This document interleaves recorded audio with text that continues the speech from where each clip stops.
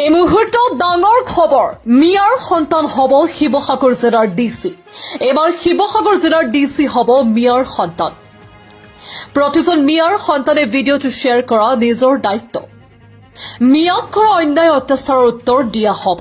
আকৌ কৈছো সকলোৱে ভিডিঅ'টো শ্বেয়াৰ কৰক। কেৱল শিৱসাগৰ নহয়, গুৱাহাটীৰ ডিচি হ'ব মিয়া সন্তান। মুছলমানক কৰা অন্যায় অত্যাচাৰৰ উত্তৰ দিয়া হ'ব। এইদৰে পুনৰ হুংকাৰ ৰেজাউল কৰিম চৰকাৰৰ। আমি কলমৰ জৰিয়তে দিব লাগিব, তাৰ জবাব শিৱসাগৰ ডিচি হৈ দিব লাগিব, তাৰ জবাব ধুবুৰী ডিচি হৈ দিব লাগিব, তাৰ জবাব বঙাইগাঁও ডিচি হৈ আমাৰ ল'ৰা ছোৱালীয়ে দিব লাগিব। এই সংকল্প আমি প্ৰত্যেকে ল'ৰা ছোৱালী ল'ব লাগিব।